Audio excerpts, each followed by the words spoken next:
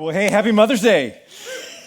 How you guys doing? Good to see you. Good to see you. My name is John, and like Lyle and Dana just said, we're starting this brand new series, Pack Your Bags. Let me ask you, any Seinfeld fans out there? Jerry Seinfeld, comedian Jerry Seinfeld, dating ourselves. Biggest show on TV, late 80s, early 90s. So that's the group that just raised their hands. Bigger than Friends at the time. That's maybe a little fun fact. But comedian Jerry Seinfeld, he used to do this bit about how we're always thinking about what's next, that whatever's going on in our lives, we're never really content just to be there. We're always thinking about what's next, like gotta go, what's happening next. It's like we get all dressed up to go out, had to go out, and then as soon as we're out, we're immediately thinking about how we gotta go, we gotta get back, like we need to park near the exit so we can get out before all these people. You know, let's not stay the whole time maybe. And it's weird because we spent all this money and drove all that way and got all dressed up, and all we can think about is how we need to get home and get up tomorrow and go to work, like gotta go. And it really is true. It's really true. I think that wherever we are in life, and really whenever we are in life, whatever season of life that we find ourselves, we're always thinking about what's next. We're always thinking about the next season, the next change, the next thing that's coming up. And so I just thought on Mother's Day weekend, as we're heading into the summer, and lots of changes and plans and graduations and kids coming home from school and kids going away to school and all of that coming up, this would be a perfect time to actually talk about it. Pack Your Bags is a series about how to prepare to get to wherever it is you got to go to from wherever it is you currently are that you just got to from where you recently were. The short version is simply this: how to prepare for what's next. How to prepare for what's next. And we all have a what's next. We all have something coming up, another season of life that's in the future. And some of those changes and seasons we know about, some of them we don't necessarily know about, whether it's the next few months or this fall or next year or the next few years, whether that's a new school or a graduation or a new relationship or a wedding, maybe some new in-laws, some new relatives, a baby, another baby, and another baby is a whole different level of change, because one, you have no babies and you have one, that's big. But if you have like 3 babies and then you have 4, that's another level of change, right? And then there's like a breakup or a new, or a lost job and then a new job, or maybe a new town, a new move, a new environment, a new coming up, a loss of a loved one, an empty nest situation, or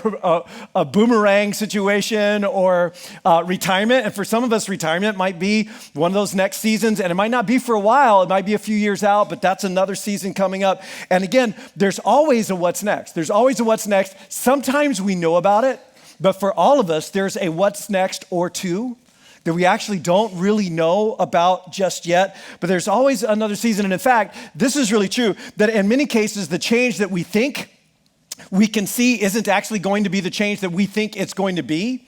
And frequently, we know that once we get there, wherever there is, it's going to be different. But often what we think is going to be different isn't as different as we thought it was going to be. And then there are some other things that are really different that we didn't count on being so different. It's called the law of unintended consequences. And that could be a whole conversation in and of itself. But all of that raises a question: are there things that we can do to prepare for what's next? Are there things that we can actually do to prepare for what's next? Because when you think about it, what's next might be something you don't actually fully understand or know about, or you're looking forward to. Maybe you're dreading it. Maybe you're a little anxious. All change is stressful. But since we've never experienced it, can we actually prepare for it? And that's a great question, isn't it? And the answer, of course, is come back next week for part 2. No, I'm just kidding. The answer is yes, absolutely. There are things that we can do to prepare for whatever is next, and that's exactly what these next few weeks are going to be all about. Now, as we talk about this, there are 3 really big ideas, about changes, about seasons in life, about new seasons and transitions that you have to know, that are really foundational to this entire series, because without these 3 big ideas, that like letting these ideas get into you and form part of your assumptions, this perspective, you will be caught off guard. These things surprise people all of the time, and you will be unprepared for what's next. 3 preparing for what's next principles, if you will. And the first one is this. The first one is, there is no necessary correlation between knowing what's next and being prepared for what's next. That knowing what's next does not mean you are prepared or ready for what's next. In fact, I'll give you an example. Every weekend, all over Orange County, really all over our country, and frankly, all over the world, couples get all dressed up. They spend thousands, often tens and tens of thousands of dollars, get all of their special people around them, stand in front of a guy like me, and make promises and vows to one another. Till death do us part, they say. I promise, I vow, I do. And every weekend, couples make promises to each other that they are not able to keep. And it's not like they mean well. It's not like they're lying. They're just not prepared to keep the promises that they're making. And all of us who are even just a few years on the other side of I do know that just because you said I do doesn't mean you actually can. That being prepared and being willing or thinking you know what's next, they're not the same thing. And we tend to think that because we know what's next, I know, that we're actually prepared for what's next. But knowing what's next or thinking you know what's next or know all about what's next does not mean that we're prepared for what's next. And as you look at what's next, and you've got your hopes, and you've got dreams, you've got good intentions or expectations, maybe some fears or some anxieties or some hopes and some plans, that more important than knowing what's next, more important than your hopes and dreams and good intentions, and even more important than your plans for what's next, is actually being prepared for what's next. And that's why this series is so important. That's the first big idea. The second big idea is this, that along with everything else you pack for whatever is next, you pack you. You always pack yourself. This is so true that wherever you go, there you are, right?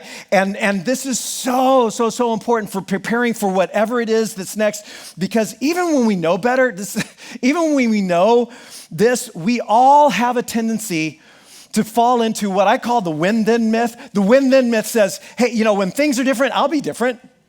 In that new situation, whenever that comes up, I'll be ready for it. I'll be different. I'll be there. And the when-then myth is so tempting. It's so tempting because it's so tempting to think that things are the way they are because things are the way they are. Not because of me, not because I'm the way I am. It's because things are the way they are. And so when things are different, then everything will be different. I'll be different. When the situation gets better, I'll be better. Like when we get married, I'll change. I'll step up. I will. When I have more money, I will be more generous. By the way, that is actually never true. In fact, the only correlation between having more money and generosity is inverted, that the more money you have, the less you give. The only correlation between generosity is how generous you are now. But it's the when-then myth. In 12-step circles, we used to call this idea pulling a geographic, like all I need is a new location. A new location will make everything better. Like once I get out of this house, I just need to get out of the house. I need to get to school. Once I get married, once I get out of this marriage, once we have kids, once the kids are out of the house, once they're all grown up, once I get out of this town, I just need to get out of this town. We just need to get out of Southern California. If we could just get out of Southern California, once I get out of this environment and find myself or reinvent myself, then I'll be better or I'll be different. We just need to know this and let this get inside of us. Changes in circumstances do not result in changes of character. Changes in circumstances do not result in changes of character because once you get there, you'll still be you. You'll still be you, the same morals, the same decision-making compass, the same thinking, the same strengths and weaknesses and proclivities and instincts and subconscious appetites and unfinished business. Changes in circumstances do not result in changes of character. You know what results in changes of character? Changes in character.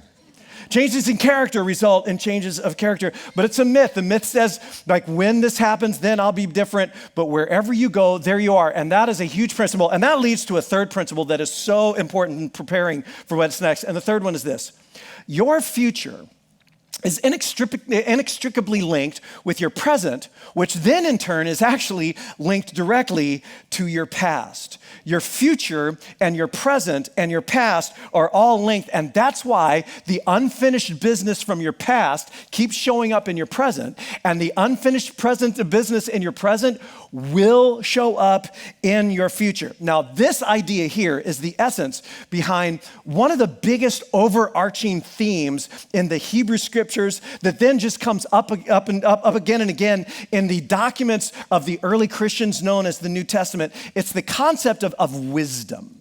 The theme of wisdom.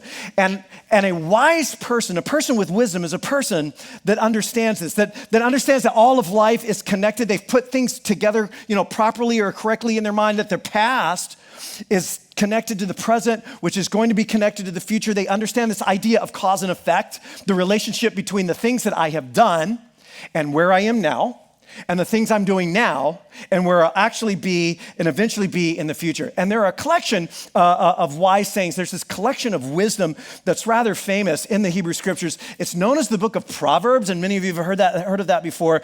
One of my favorite proverbs, or these wise sayings of all, is Proverbs 14:8. It says this: the wisdom of the prudent is to give thought to their, what is that?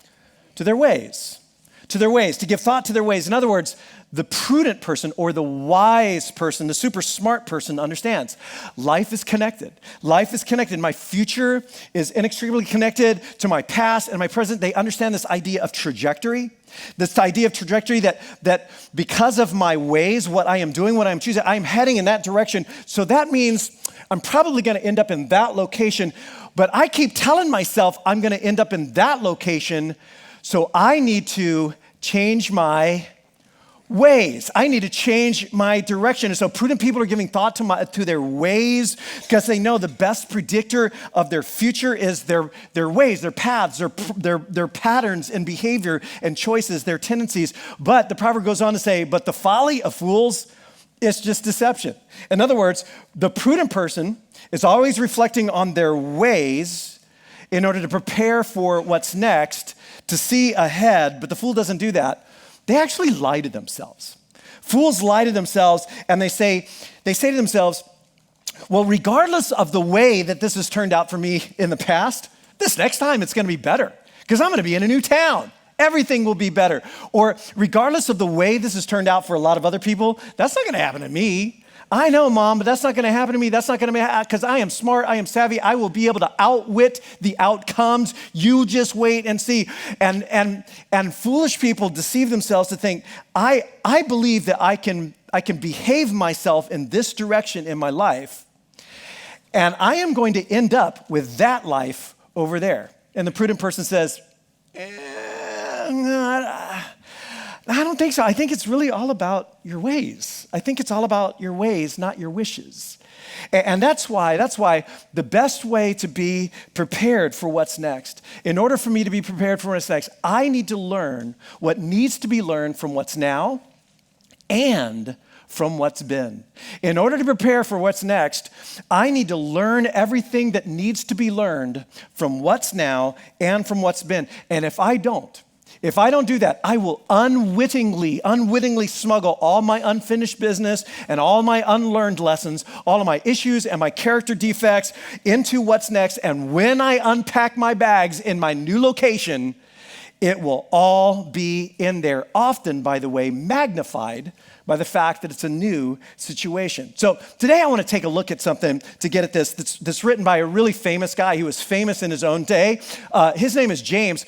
James had an even more famous brother. Anybody want to guess who James's more famous brother was? Jesus, yeah. James was the brother of, that Jesus. That was his brother. And James writes a letter in the late 50s or early 60s AD during a time of incredible crisis and conflict. The region that he's living in, Jerusalem and the surrounding region, are headed towards a civil war. That civil war would break out a few years later after James wrote this letter, a few years later in the mid-60s against Rome. And the legions of Rome would come in, completely burn the city, destroy it, tear down every building. And in fact, James himself was killed right before that war broke out. And James was he was assassinated actually. He was a little like the Martin Luther King Jr. of his day, this champion of justice and nonviolence and trying to bring parties to a more peaceful resolution. And this letter that he writes is so packed with passion and with wisdom for our lives, as well as for the lives of the people that he's writing to. And he begins this letter, I always have to say this, because this I just find this so fascinating. He begins the letter like this: James, that's him, James, a servant of God and of the Lord Jesus, his brother, the Messiah. And whenever I read that line, I always think, and I always have to say, what would it take for you to come to believe that your brother is actually the Lord and Messiah, and for you to go around calling yourself a servant of God and him? Like, what would have to happen? And I love my brother. The answer is there is nothing that can happen. There is nothing that can happen. In fact, from what we know of historical records, James was actually not a follower of Jesus during Jesus' lifetime, before his crucifixion. He wasn't even a fan of Jesus.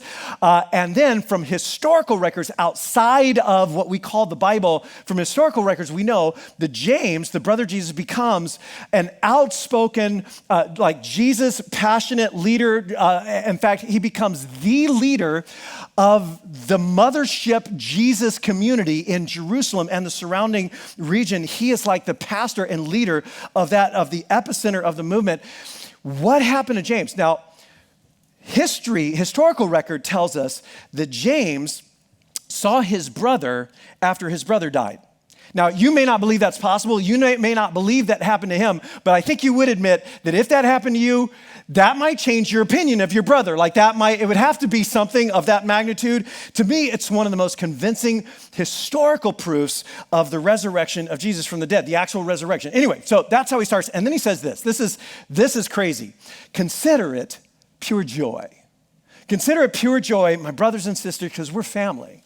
Whenever you face trials of many kinds, whenever you face, or that can be translated fall into, or find yourself just encompassed by, or you look up and you are surrounded by adversity or trials or things that test you and try you and test your mettle. And as he writes this, he is not talking about something hypothetical. His community and he himself are in it at the time. Now, the situation that you're in, that you're wanting to leave, you're wanting to get out of in order to get to what's next, it may or may not fall into a category that you would call adversity or a trial that may or may not fit, which actually in my mind makes these words even more powerful. That whatever what's now is for you, whether it's been great or it's been difficult, however eager you are to close that chapter and to get on with what's next, before you leave, James would say, before you leave, hold on, before you push the eject button, before you just escape, before you move on to whatever is next, if you want to be prepared for what's next, I want you to consider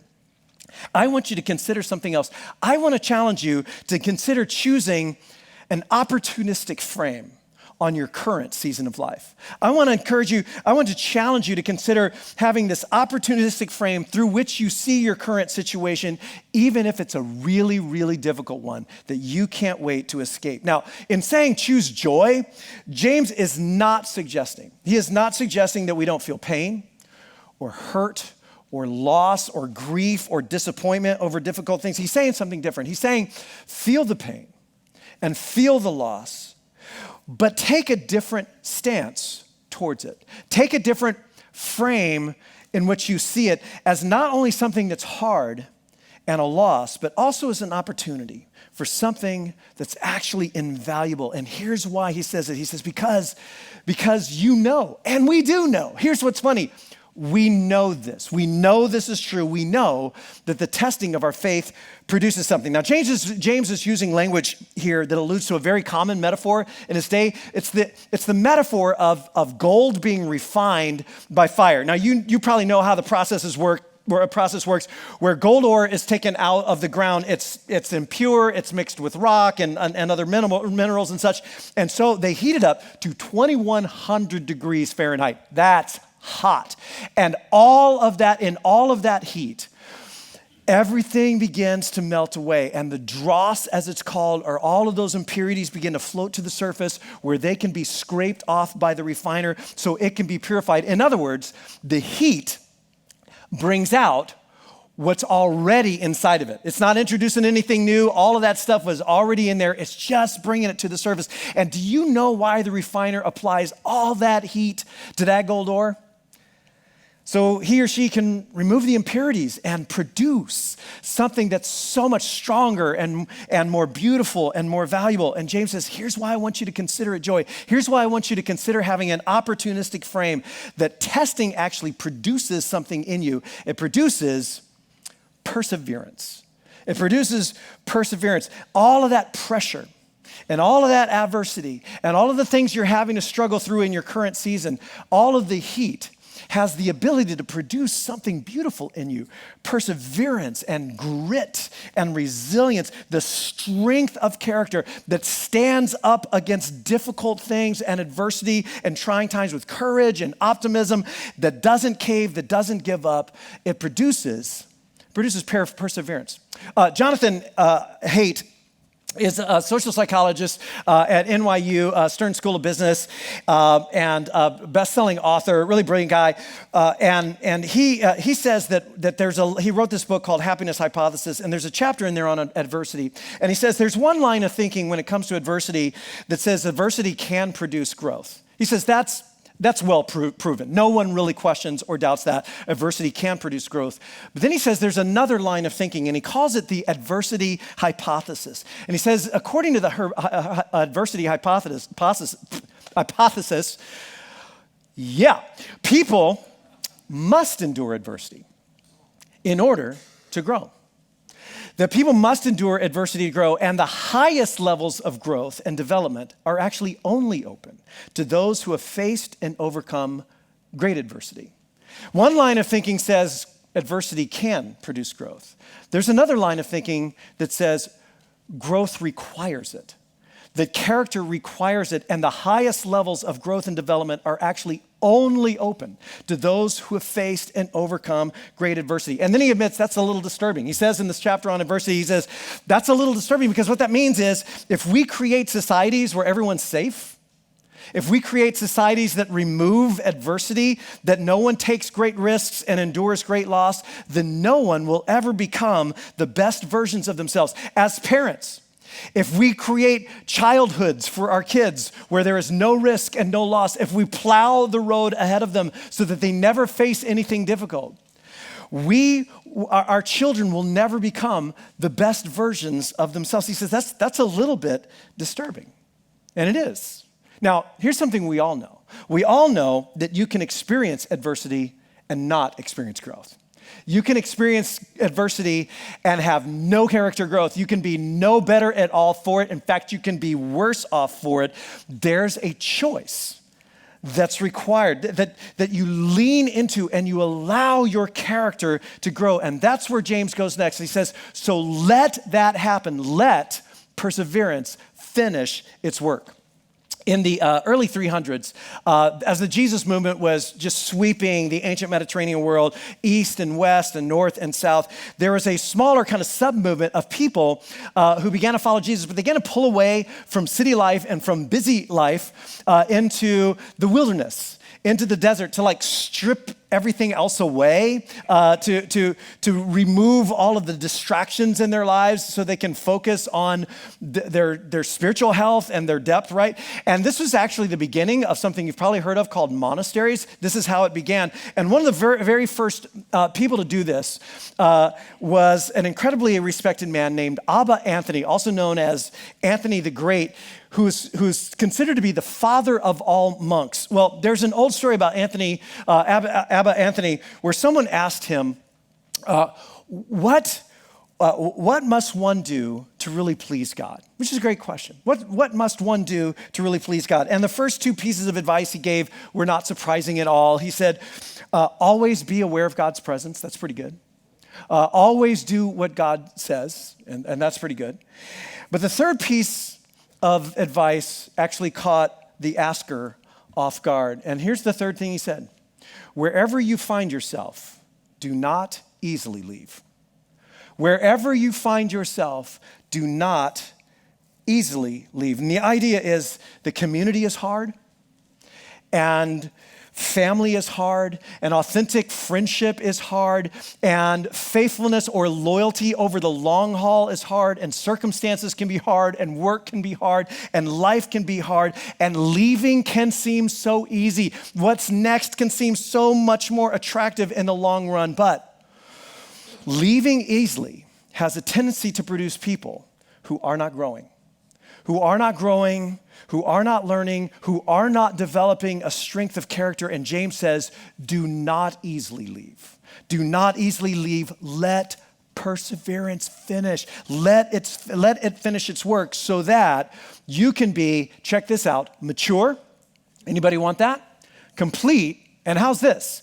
Not lacking anything, so that you can become whole, a whole human being, the best possible version of yourself. In other words, he's saying, I want to challenge you to have this opportunistic frame for your current situation, the one that you're in right now that you can't wait to get out of, to see it as an opportunity to learn and be made complete, to actually see this current situation as your training grounds for whatever comes next, to learn what you need to learn, to grow how you need to grow, to recognize what you need to recognize, and deal with what you need to deal with, so that when you get to what's next, you will be the kind of person who is prepared for whatever what's next really is. And if you don't do that, here's what you need to know.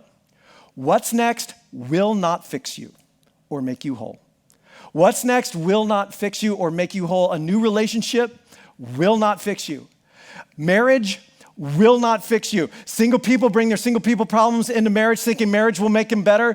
Marriage does not fix single people problems. It is a magnifier for the problems that you have, right? It will not fix you. A baby will not fix you or what's wrong with your marriage. Another baby will not fix you. A new job will not fix you. A new town will not fix you.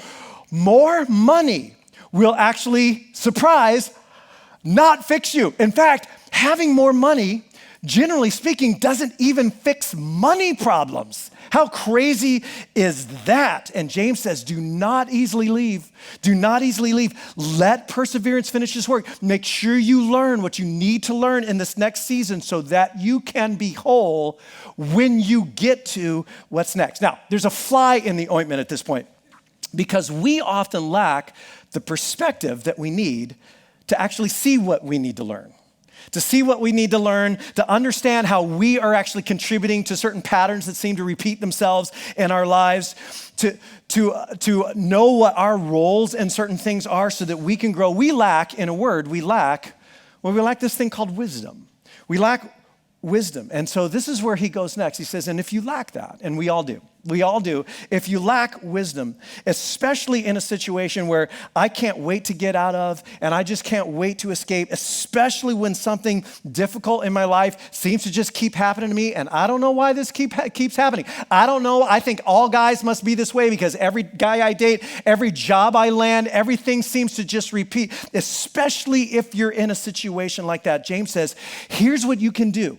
Here's what you can actually do when you don't know what to do about what keeps happening to you to let perseverance finish its work.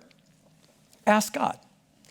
Ask God, and he will give it. He will give you wisdom. And you know what wisdom is in this context? Wisdom is the perspective to see these current circumstances of your life in this broader perspective, in this broader context. The perspective to see the current circumstances in a broader context of life and reality in and of itself, and also your own story and where you've been and where you are and where you're going. Wisdom is all about this bigger perspective. And parents, you get this. Moms, like you totally understand this because, I don't know, some of you moms, your kids are a little bit older now. Some of your kids aren't quite this age yet, but a lot of you know what this feels like your kids, maybe your preteen or your junior high, they come to you and they're just so distraught. I mean, they are just so distraught because something happened in their friend group or there's something you're not gonna let them wear, and it is the end of the world. I mean, it is the worst day ever.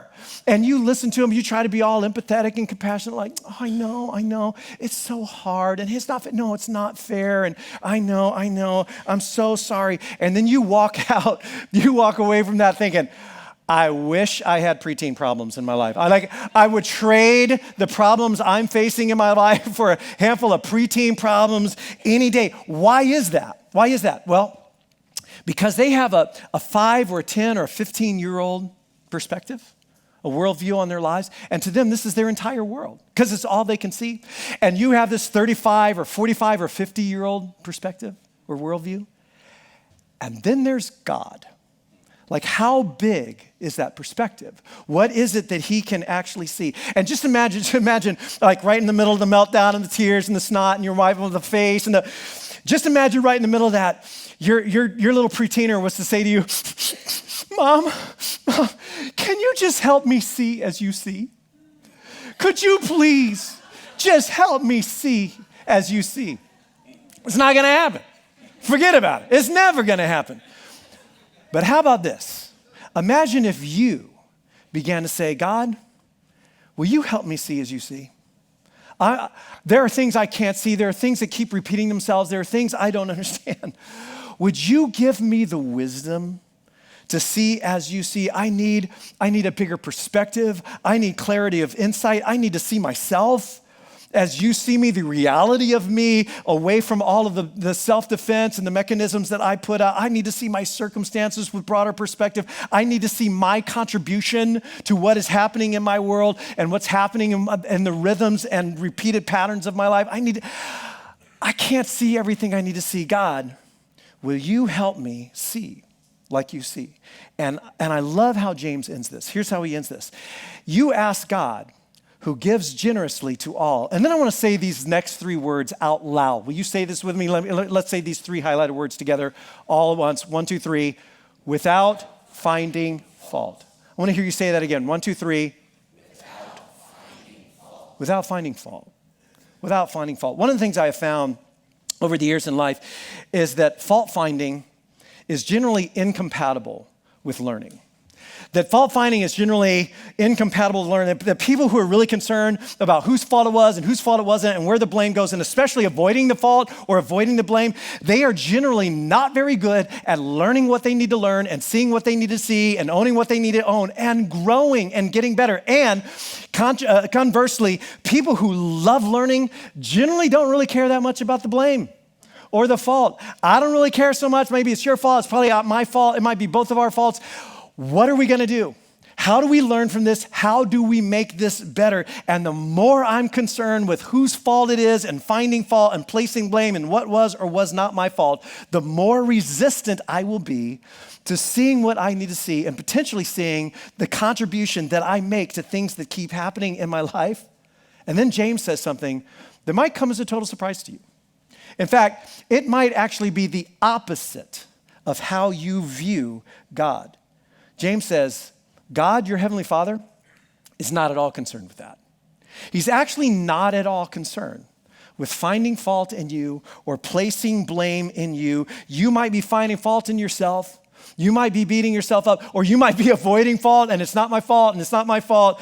But God actually doesn't look at you or me that way. He wants to help us see what we can see and learn what we need to learn in order to be mature, in order to be whole, in order to be complete, the best possible versions of ourselves. And he knows we need wisdom, and he knows we need to grow. He knows who we are and what we're made of. He is not surprised by what came out of your mouth this morning or how you dealt with that situation last night. He's not surprised by any of it. But notice how James says God approaches us generously.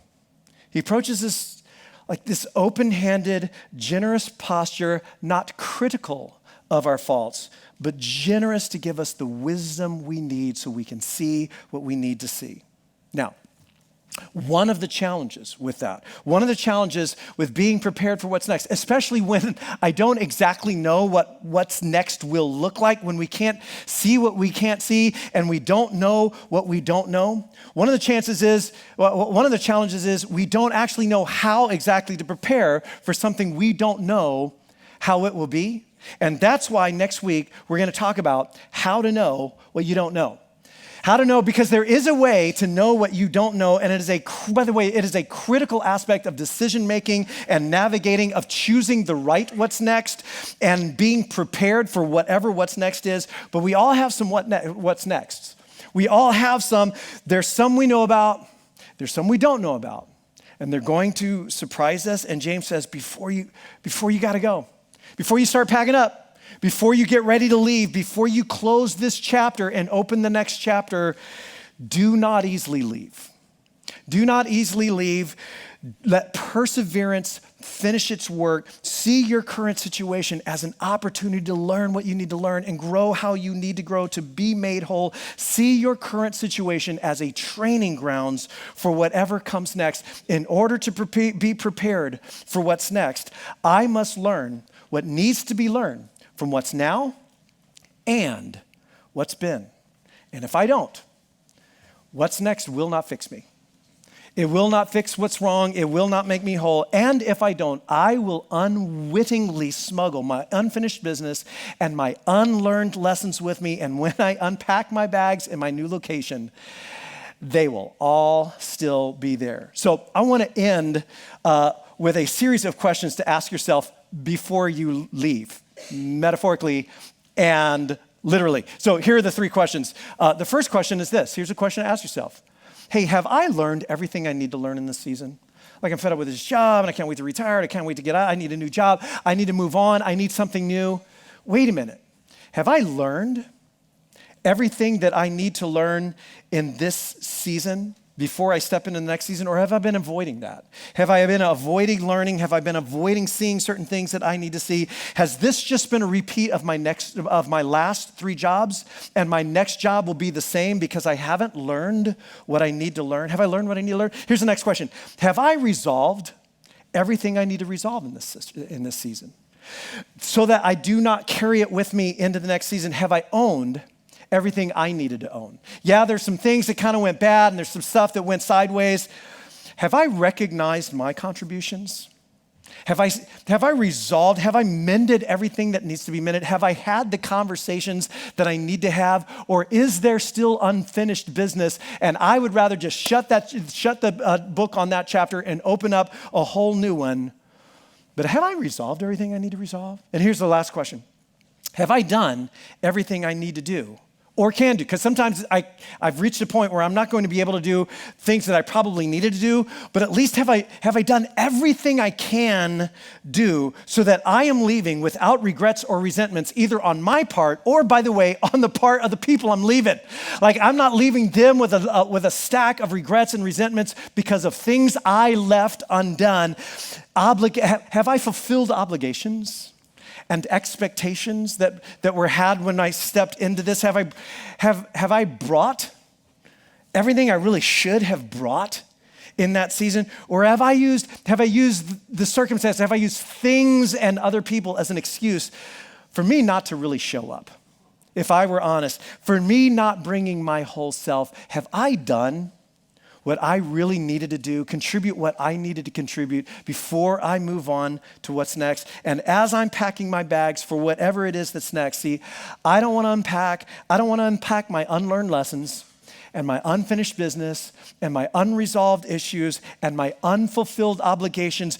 I don't want those things to repeat themselves in the next season of my life. I want to pack the lessons I've learned and the strong character that I've grown and the beyond minimum requirement contributions that I have made and the people that I have been a blessing to and the wisdom I have gained. And I want to pack all that up and I want to bring it with me into the next season of life, because that's what I want to repeat when I get to whatever is coming next. And speaking of what's next, we'll pick it up right there next week in part 2 of our series, How to Know What You Do Not Yet Know. Let me close this in prayer.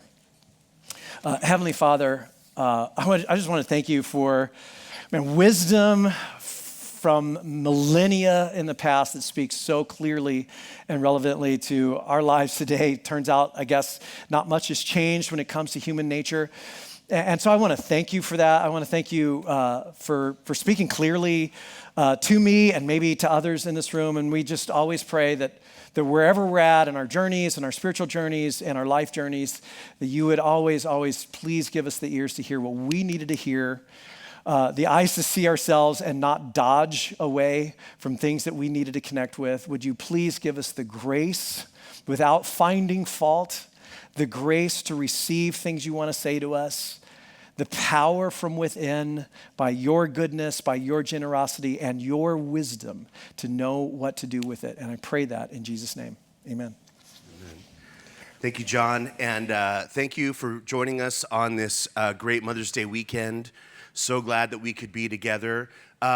Just a couple of reminders as we make our way today. We talked about a Connect card that's in the program. If you haven't taken a moment to fill that out, go ahead and do it right now before we exit. Let us know how we can be praying for you, or if you've got any updated contact info, any of that stuff. And there's something else that can go on there. We've got an upcoming Terra Nova Tours in 2 weeks. Now, this is a great opportunity to find out more about what Terra Nova is, where we came from, where we're headed, what's important to us, and lunch is provided. Really, I should have started with that. We have a thing, there's gonna be lunch and childcare. I mean, the content is almost, it's not irrelevant. I'm joking. But if you would like to get more information, if you haven't been to a tour, I suggest that you just go ahead and write Tour Me on there. We'll get some information to you and get you plugged in. If you'd like to attend, it's in 2 weeks. It's on a Sunday after our third service. So would love to have you be a part of that. As always, there's an opportunity to give either in the envelope that is in your program, and you can drop it in the basket on your way out, or online. And there's lots of various ways if you go to our website to find out about how you can do so online. So before we gather again next weekend, KFK will be upon us. This is the week to make your plans, clear your schedule, make sure you're here, invite some friends, stop by the table on the way out today and find out all the ways to get involved, and as many as you can, do so. It will be another year before we do this again, and you will not have wanted to miss this opportunity to make such a huge impact in the lives of kids. So do that, and we'll see you next week for part 2 of Pack Your Bags. Have a great weekend.